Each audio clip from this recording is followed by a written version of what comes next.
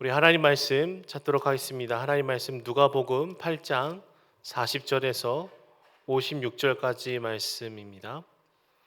누가복음 8장 40절에서 56절까지 말씀입니다. 말씀을 제가 읽도록 하겠습니다. 예수께서 돌아오심에 무리가 환영하니 이는 다 기다렸음이로라. 이에 회당장인 야이로라 하는 사람이 와서 예수의 발 아래에 엎드려 자기 집에 오시기를 간구하니 이는 자기에게 12살 된 외딸이 있어 죽어가미러라. 예수께서 가실 때에 무리가 밀려들더라. 이에 12해를 혈루증으로 앓는 중에 아무에게도 고침을 받지 못하던 여자가 예수의 뒤로 와서 그의 옷가에 손을 대니 혈루증이 즉시 그쳤더라. 예수께서 이르시되 내게 손을 댄 자가 누구냐 하시니 다 아니라 할 때에 베드로가 이르되 주여 무리가 밀려들어 미나이다.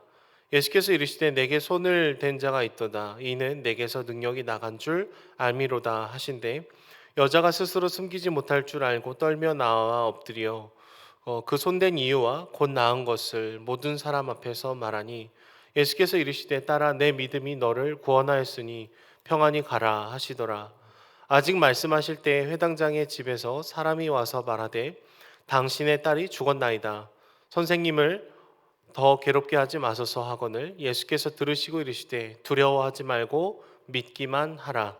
그리하면 딸이 구원을 얻으리라 하시고 그 집에 이르러 베드로와 요한과 야고보와 아이의 부모 외에는 함께 들어가기를 허락하지 아니하시니라.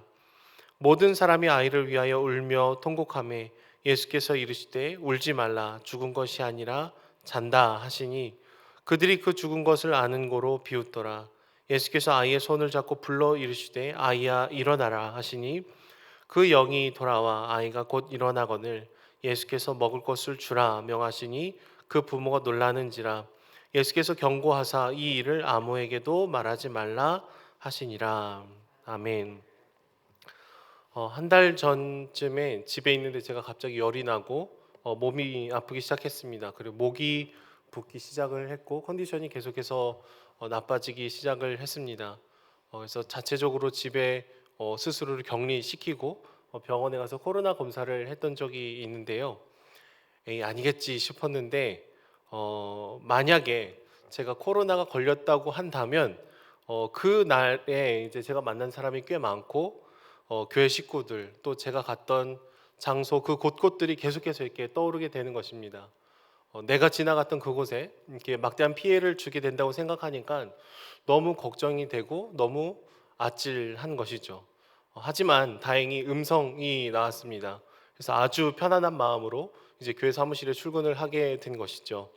여러분 만약에 제가 코로나 양성이 나왔음에도 불구하고 많은 사람들이 모여 있는 장소로 그냥 나왔다라고 하면 어떻게 될까요? 엄청난 비난을 받게 되겠죠. 비판을 면하지는 못하게 될 것 같습니다. 물론 이 전염병과는 완전히 동일시할 수 없지만 여러분 이스라엘 백성들에게서요 이 정결하지 못한 상태, 이 부정한 상태가 되게 되면은 공동체로부터 일정한 기간 격리가 되어야 되는 기간들이 반드시 필요했습니다. 왜냐하면 이 부정한 상태라는 것은 다른 사람들과 접촉을 통해서 전파가 될 수 있다라고 율법에 명시가 되어 있기 때문에 그런 것이죠. 물론 이 부정하다라는 말이 뭔가 도덕적인 개념으로 이해를 해서는 안 됩니다. 다만 율법에 비추어서 볼 때 하나님 앞에 나아가기에 적합하지 않아서 정결 의식을 치러야 되고 격리되어야 되는 그 기간들이 있는 그런 상태로 이해를 해보시면 좋을 것 같습니다. 특별히 오늘 우리가 읽은 이 본문 가운데에는요 예수님께서 이 부정결한 경계선을 두 번 넘으시는 것을 볼 수가 있습니다. 특별히 오늘 말씀은 이 야이로의 딸에 대한 이야기가 앞뒤로 나오고요. 그리고 그 가운데 12년간 혈루증에 걸렸던 그 여인의 이야기가 가운데 들어가 있습니다. 마치 샌드위치 구조처럼 앞과 뒤 그리고 가운데가 이렇게 나눠져 있는 것이죠.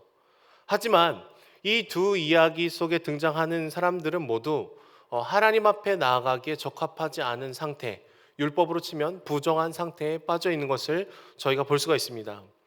12년간 혈루증에 걸렸던 이 여인은요 자신의 이 부정한 상태가 접촉한 많은 사람들에게 전파될 위험이 있다는 것을 어느 정도 알고 있었습니다.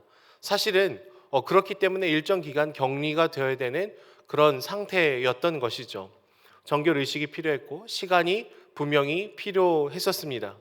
하지만 오랜 기간 동안 이 혈루증에 걸렸던 이 여인은요, 자신이 다른 사람들을 부정적인 상태로 만들 수 있다는 것을 알면서도 예수님을 만나러 많은 군중들 사이로 이렇게 나왔습니다. 저분이면 나를 낫게 해 주실 것이다 라는 확신과 간절한 믿음이 있었던 것이죠. 그리고 그렇게 예수님 곁으로 가서 예수님의 옷자락을 지금 만지고 있습니다. 본래는 하나님 앞에 나아가기 힘든 이 부정한 상태에 있는 사람이 다른 사람을 만진다라는 것은 자신의 부정함이 그 사람에게 전파되는 의미를 갖고 있는 것이죠. 그래서 이 여인은요, 예수님의 옷을 만진다라는 것은 예수님을 부정하게 만들 수도 있다라는 것을 인식하고 만졌을 거다라는 것입니다. 하지만 이 여인은요, 예수님을 부정하게 만들어 버린 것이 아니라 오히려 예수님의 옷자락을 만드는 순간 자신이 은혜를 입고 회복이 되는 역사를 경험하게 됩니다.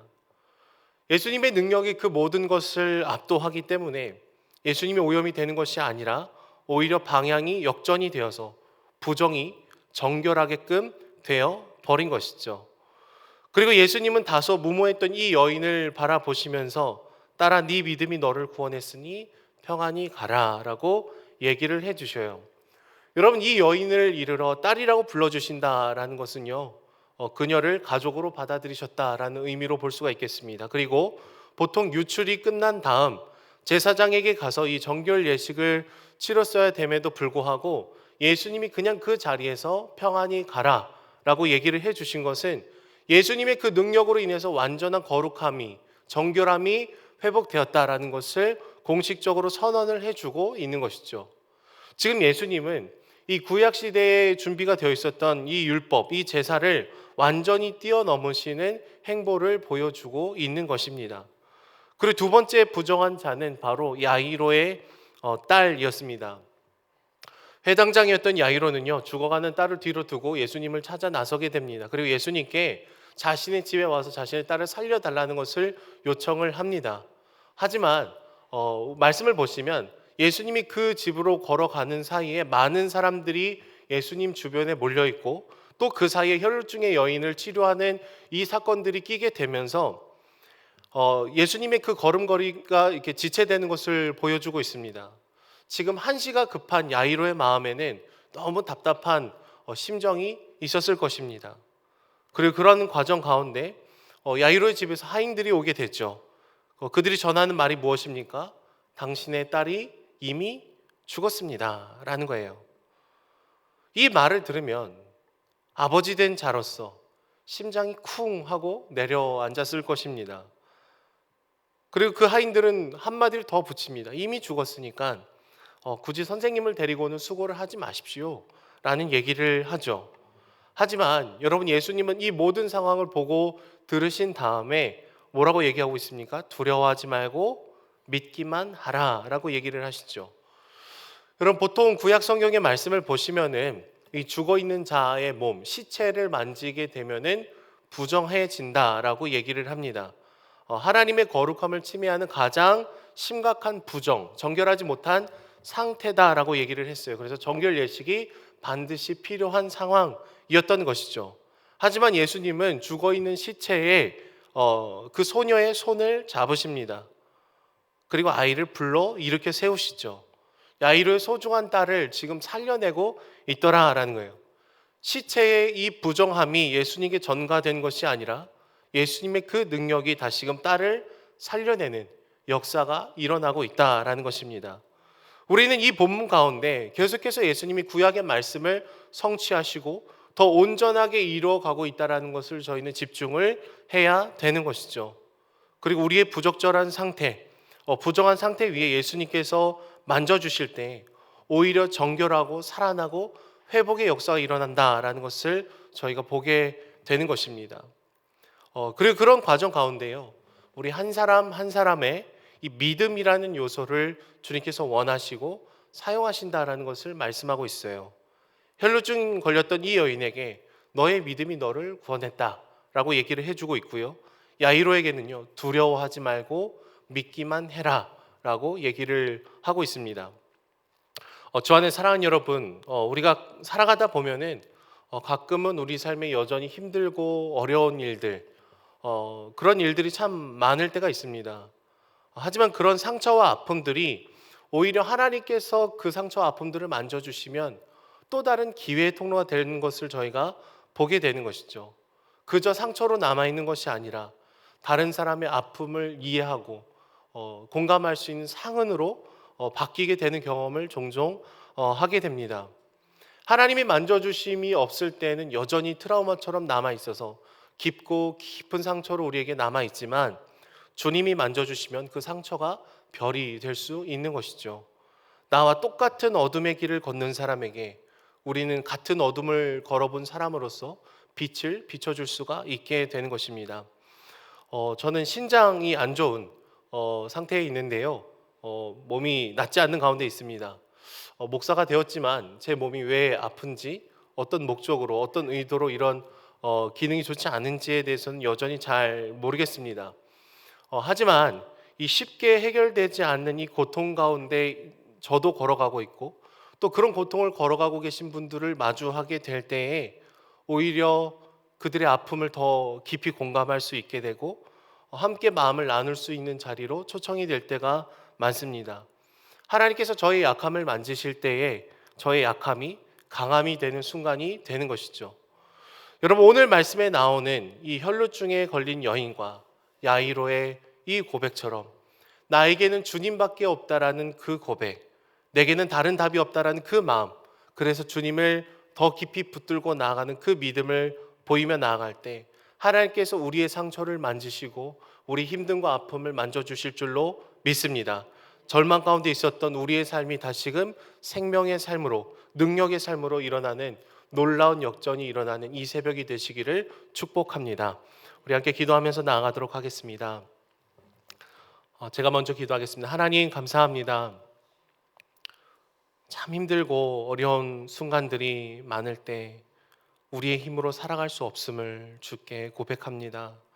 그러나 주님, 오늘 말씀처럼 우리 삶에 찾아와 주셔서 만져주시고 위로해 주시고 회복해 주시는 주님의 놀라운 역전의 은혜를 주님 바라봅니다. 여전히 우리 삶에 아픔이 있지만, 힘듦이 있지만, 상처가 있지만 하나님, 오늘 이 새벽에 우리를 찾아와 주셔서 위로해 주시고 역전의 은혜가 다시금 고백이 되어질 수 있도록 주님 우리를 사용하여 주시옵소서. 감사드리며 예수님의 이름으로 기도드립니다. 아멘. 우리